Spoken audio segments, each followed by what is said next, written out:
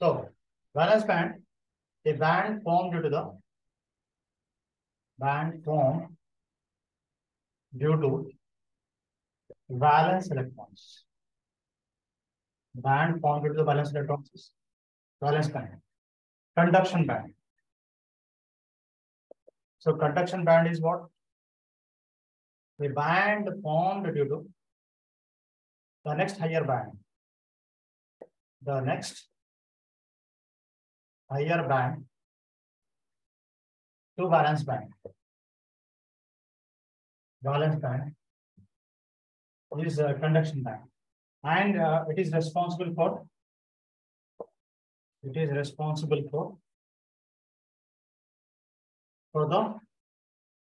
flow of current. For the flow of current. See, if there is an aeroplane, simple example I will give, analogy. There is aeroplane. So once the aeroplane, either if it has to take off or landing, it has to happen on what? Take off or landing should happen on what?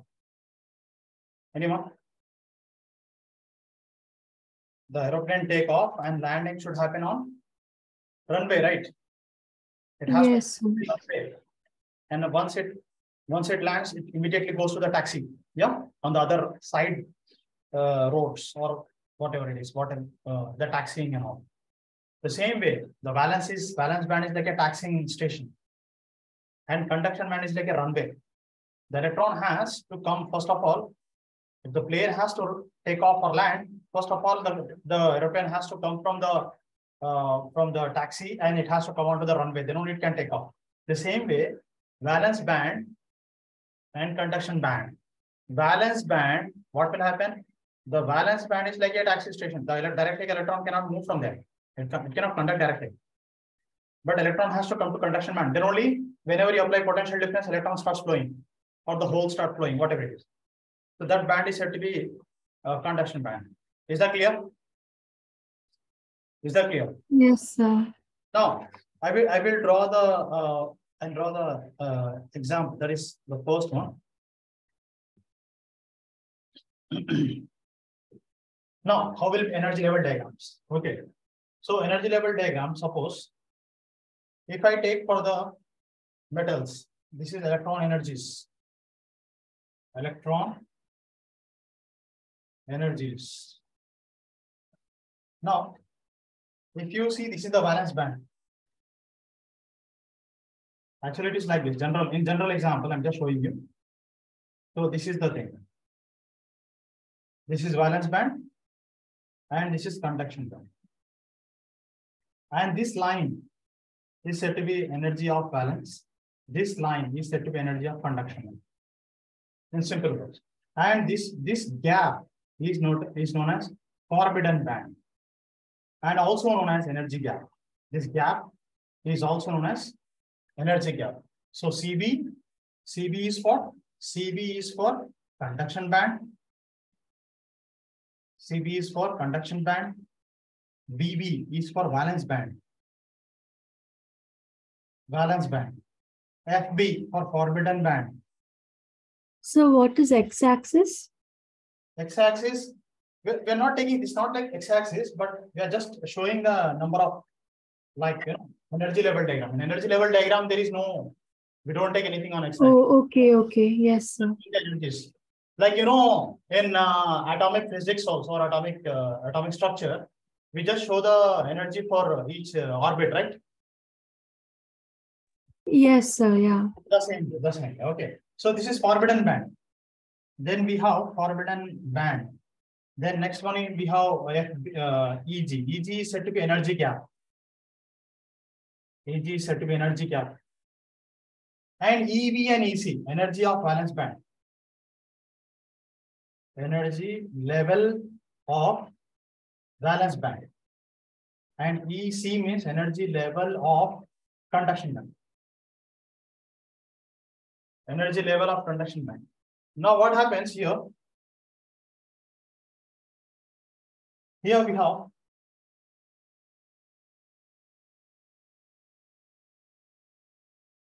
this is what electron energy is. Now this is what EV and this is EC. Means the valence in conductors, the valence band is overlapping the conduction band. The valence band is overlapping the conduction band. Is that clear? This happens in what? This happens in conductors. This happens in conductor. Next is what? Insulator. In insulator, what will happen now? Insulator, if energy gap is greater than 3 electron volt. This is conduction, this is valence band, and this is conduction band, and this is what? Energy gap. This is the energy, electron energies. So this is for insulators. So for insulators, the gap is very high. Clear? Is it clear? For conduction band, it overlaps. Yes, sir. For conductors, you need not give anything. Just apply the potential difference, current starts flowing. You need not give any extra energy for that. Already they are ready. They are ready. Electrons are already ready in the conduction band. So you need not give any extra energy for that. Just apply the potential difference, current starts flowing. Whereas in insulator is not like that. Its gap is very high. Okay. So if the electrons has to flow, then the energy electron has to jump from valence band to conduction band, which is greater than 3 electron volt, or sometimes 6 electron volt also. Clear? You know how to convert electron volt to joules, right? 1 electron volt is equal to 1.6 into 10 to the power of minus 19 joules. Okay. So what if the energy band is equal to 3 electron volt? I mean the energy gap. What if the electron volt is equal to energy gap? That is energy gap, right? This is the energy gap. No, I meant what if energy gap is equal to 3 electron volt? So what happens immediately if the energy gap, if the electron has insufficient energy, like it can go more than 3, then immediately current starts flowing through that one. Oh, okay. So that means not flowing, but electron is ready now in the conduction band. It's just waiting for the signal, like aeroplane is waiting. Now it came to the runway. Now the plane is waiting for the, what is that? Traffic control signal. Yeah. So they are waiting for the radar people. Yes, sir. They give the signal, the plane will take off. Same way. Once the electron comes here, it is ready, but you have to apply the potential difference. Clear? Yes, sir. Okay. Just copy this. So if you draw for the semiconductor, this is the energy. Okay? So semiconductor, it is less than, the value is less than 3 electron volt. It is energy gap is less than 3 electron volt. So this is conduction band, and this is valence band. Okay. So there is one more concept of Fermi level. It is not there for you. Fermi level is a line. It tells about, this is a small line here like this. A dotted line. This is said to be Fermi level. So Fermi level, it tells, okay, we say EF for Fermi level. It tells about the concentration of electrons. Means the electrons are below that. So below this line. Okay, they are below this line. Okay. Now, now for what will happen in conductors, the Fermi level is very close to conduction band. It is very close to conduction band. Here it is very close to valence band. It's like this. Here it is very close to valence band. Here it is very close to conduction band. Here, we're very close to this point, somewhere. But in semiconductor, it's like somewhere in between. Okay. Again, there is a concept called P-type and N-type. There again, it will differ. Okay. Clear? Yes, sir. Okay.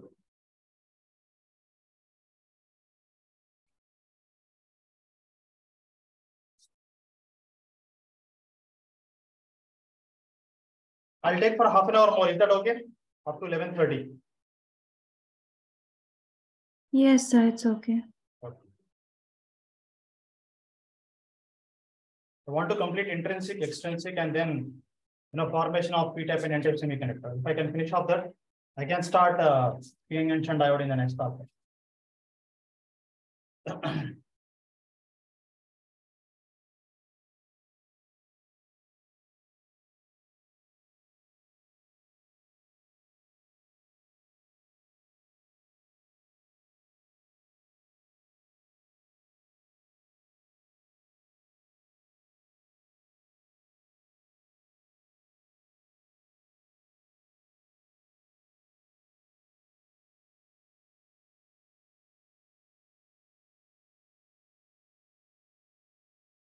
Done, sir. Yeah, okay. We'll go ahead now.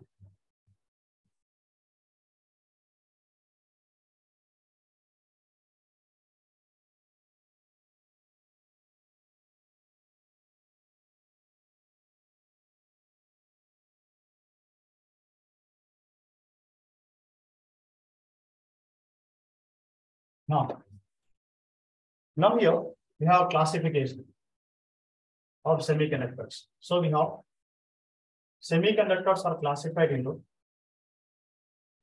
two types. One is what? One is intrinsic semiconductors. Intrinsic semiconductors. That is, we can also say pure semiconductors. And then we have extrinsic semiconductors. Intrinsic and extrinsic semiconductor. Extrinsic, we have impure. So we have again, we have P type and N type. We have P type and we have N type. One second. We have P type semiconductor and we have N type semiconductor. So the classification, we have semiconductors are classified into two, that is intrinsic semiconductor and extrinsic semiconductor. So the next intrinsic is also known as pure semiconductor, and extrinsic is known as impure semiconductor, and we have P-type and N-type semiconductors. Okay. So, Sir, how is it pure or impure? I will tell. So I will give the example for this. Pure is silicon, not germanium. Now, to make you understand the P-type and N-type, I have to explain what is doping. Doping means what? Addition of impurity to a pure semiconductor.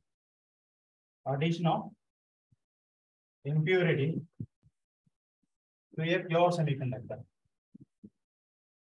Addition of impurity to a pure semiconductor. Okay. Addition of impurity to a pure semiconductor is known as doping. So what we are doing is, when we mix a third, we are doping with third group element with fourth group element. Fourth is pure. Fourth is pure. When we are doping third group element with fourth, then what will happen now? We get a P-type semiconductor. Similarly, when we dope fifth group element with fourth group element, then we get an N-type semiconductor. Okay. When we dope a third group element with fourth group element, we get a P-type semiconductor. And when we dope fifth group element with fourth group element, we get N-type semiconductor. So this is basically on the doping, how we get the, the P-type and N-type semiconductors. Okay. Is that clear? Yes, sir. What does P and N mean? P for, we say P for positive and N for negative in simple words. Oh, okay, okay. Now, now we'll go to, okay, just copy this. Thank you. Now, formation of P-type semiconductor, we are taking we are doping a third group element with fourth group element. When we dope it, how it is, it is 1:10 to the power of 8 atoms. The doping process, doping doesn't mean that I'm adding 10% or 20% like that. Impurity is very small value. 1:10 to the power of 18, I think, 8 or 18. Okay, that much will be the doping process. So to make you understand this, you have to go to solid state chemistry. I think that lesson is deleted. We have Frankel defect and Schottky defect in that one. So those people have explained it very well. Now, so here we have fourth group element, has 4 electrons in the outermost shell. This is also fourth group element which has 4 electrons in the outermost shell. This is also fourth group element which has 4 electrons in the outermost shell. Now what happens? This is one bond, second bond, third bond, and there is a hole here. Nothing is there. That is said to be hole. So here in N-type, in P-type semiconductor, the charge carriers are holes. Charge carriers are holes. What is actually hole? It is actually a vacancy of electron. Vacancy part of electron, vacancy of electron. Like suppose there's a table, like or a chair, which is no one is sitting on that, and a person moves forward, like the teacher told, okay, there are two chairs in front. Please come to the front seats. Okay, leave the back seats. So what will happen? The third person will come and sit on the first table, and the fourth person will come and sit on the second table. Like that, it keeps on, and at last, what happens? Two chairs are left blank. Is it not? So that is happening. So when electrons are moving in one direction, holes will start moving in the opposite direction. Holes cannot move actually. Holes cannot move. But when electrons are moving, it is leaving a vacancy behind. That is said to be hole. Understood? When electrons are moving forward, it is leaving a vacancy backward. That vacancy is known as a hole. Is that clear? Yes, sir. Now I am going to the next one. So here charge carriers are holes here, and number of here we can say majority charge carriers or majority charge carriers. Majority charge carriers or holes, and minority charge carriers or electrons. Is that clear? Majority charge carriers or holes, and minority charge carriers or electrons. Next is what? Formation of N-type semiconductor. Formation of N-type semiconductor. Now, there are 5 electrons here. 1, 2, 3, 4, and this is 5. Then we are taking fourth group element here. 1, 2, 3, and 4. Like fourth group is like silicon or germanium. And here also it is fourth group element. 1, 2, 3, 4. And again here plus 4. 1, 2, 3, and 4. Here also plus 4. 1, 2, 3, 4. To make you understand in a simple way, I have used Lewis dot method. Now, this is the bonding. Covalent bond is taking place. What is the meaning of covalent bond? Meaning of definition of covalent bond. Covalent bond means sharing of electrons. A bond formed due to the sharing of electrons. What about ionic bond? When the electrons, like positive and negative electrons. Transfer of electrons. A bond formed due to the transfer of electrons. A simple definition. I'm not going in a very, very high level thing. Ionic bond, a bond formed due to the transfer of electrons. Covalent bond, a bond formed due to the sharing of electrons. Coordinate covalent bond, a bond formed by the sharing of a paired electron of one atom. You all in grade 11 and grade 8, 9, you all studied all this. You forgot. These are the basics. Do not forget the basics at any level. Now, so this is the sharing. Okay, this is the covalent bond is formed between both of them. So this is what electron. So here, what is that? Charge carriers are here. Charge carriers or electrons. Now, majority charge carriers are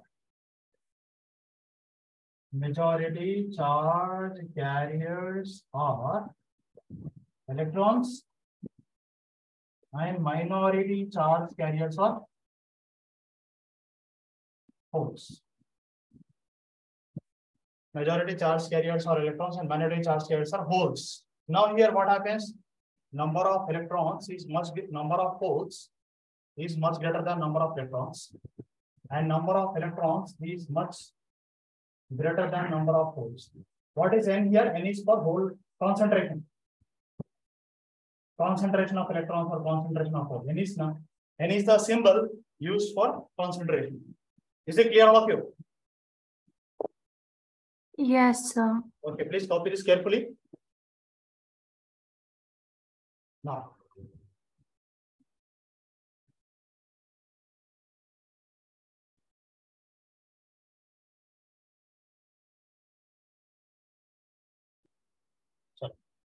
going ahead. So in N-type semiconductor, suppose the amount of energy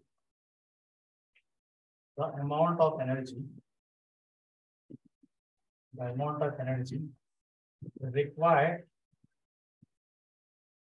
to separate electron is required to separate electron from its atom. From its atom. So if you are speaking about germanium, like suppose it takes how much? 0.01 electron volt. This they are asking in multiple choice questions. Because these values are important. 0.05 for silicon. This much of amount of energy is required. This can happen in the room temperature also. Very small amount of energy. 0.1 electron volt for germanium and 0.05 electron volt for silicon. Okay, this much of energy is required for the electron to get separated from its atom. Or in simple words, we can say the ionization energy required to set the ionization energy here. The ionization energy required to set the ionization energy required to set the electron free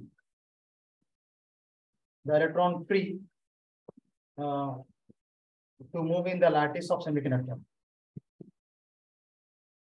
The electron free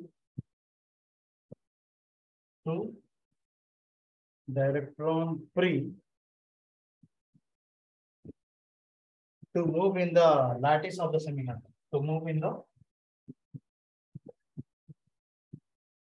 lattice of the semiconductor. The ionization energy required to set the electron free to move in the lattice of the semiconductor. This much is the energy. This is completely a proper definition, and this is a simple definition to understand. That much of energy is required for electron. Huh? Yeah, this is definition. Okay. This is we say we don't have like that. This is a meaning. Okay, like the amount of energy required to separate an electron from its atom. We can say forbidden band.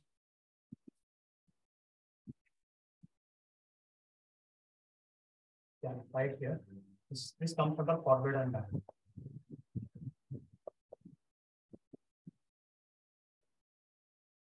And the same, this happens at room temperature. Okay. At room temperature. This can also happen at room temperature.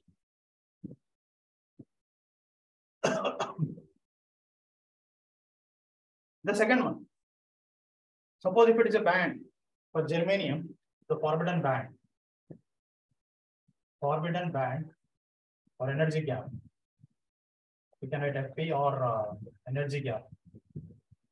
Energy gap for germanium, it is approximately 0.72 electron volt, and for silicon it is 1.1 electron volt.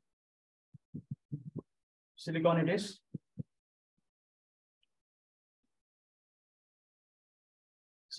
1.1 electron volt. Okay, so this much is first. Now, so both of them are for forbidden band? No. That means this comes under. This is only for I will write here. Right up. I will not write like this. Write ionization energy better. Okay. Ionization energy. Clear? So this much is ionization energy required to move the electron from ground state to excited state. This is the forbidden energy band. Understood now? Yes, sir. One more thing, at thermal equilibrium.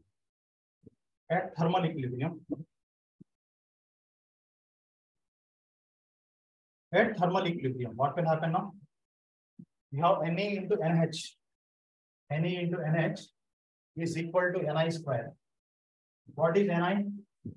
Ni is concentration of intrinsic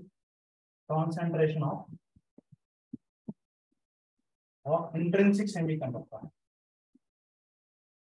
Intrinsic semiconductor. Concentration of intrinsic semiconductor. So Ni square. This happens at thermal equilibrium when the temperature is uniform or the substance is at a uniform thing. Now,